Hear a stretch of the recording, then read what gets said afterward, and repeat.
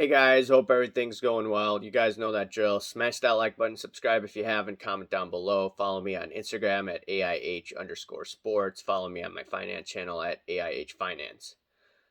Okay, so a few things. Number one, we have the LogoMan card, the LeBron James card, that was pulled by the Backyard Bros.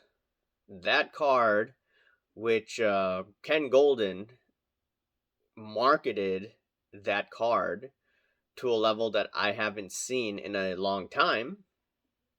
Well, I believe there were articles in the mainstream media where he was saying that hey, this could go as high as $6 million, as much more than the Honus Wagner rookie card.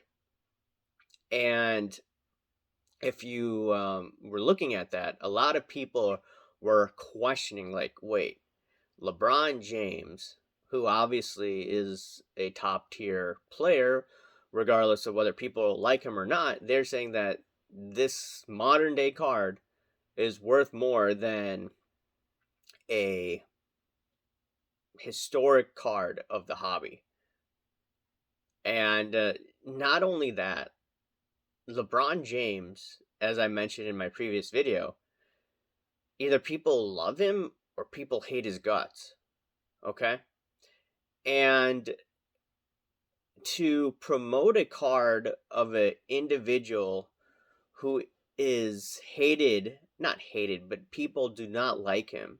50% of the people don't like him. And you have billboard advertisements saying that, hey, this is a historic card of the modern day era. In my opinion, it probably shows how out of touch some people are in this hobby. That you could promote this card, right? And sure, there will be a demand for it, right? It's a LogoMan card of LeBron James, second best player of all time, in my opinion. And you're saying that this card is the best card of all time? I don't know. It just makes me think that there are a bunch of rich people out there. And granted, there are rich people that watch me and agree with me 100%. So I'm not saying that all rich people. I'm just saying that many rich people that I've met, especially family members, during the pandemic, who are physicians, by the way, it seems that a lot of them are in their own bubble. And I just remember getting into a lot of arguments with physicians during the pandemic. And I was like, hey, look, here's the research that I came up with. And they couldn't answer my questions, but they said, just listen to me. I'm a doctor. Trust me, right? And they got really irritated when I just brought up these points and they couldn't answer my questions. Kind of like what I do here on my channel. There are people in the industry that get ticked off watching my videos because I bring up points that they can't respond to. And I just noticed the same type of behavior. Like one of my wife's family members, when I was questioning the narrative set forth by the establishment during the pandemic, she basically told me, stop being negative. You're so pessimistic about what these guys are coming up with, the innovations and this and that. I didn't listen to any of the establishment doctors. I listened to other doctors. But at the same time, I see the same thing in the industry.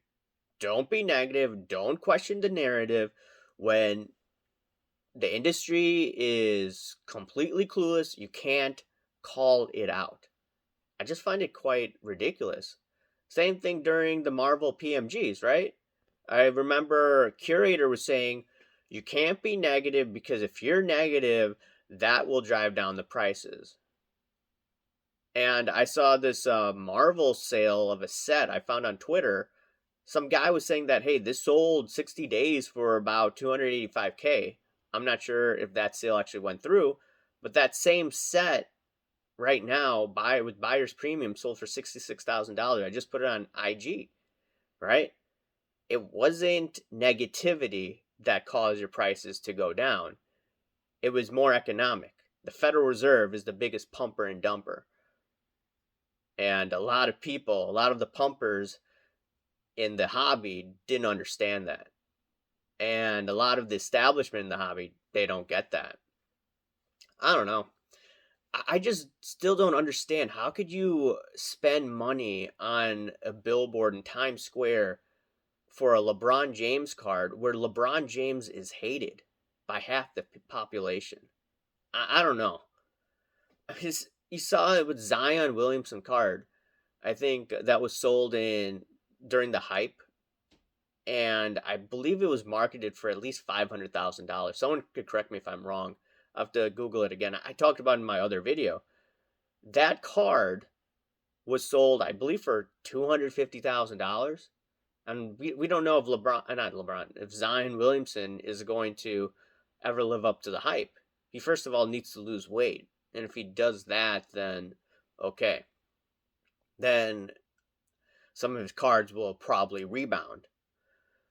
But at the same time, I don't know.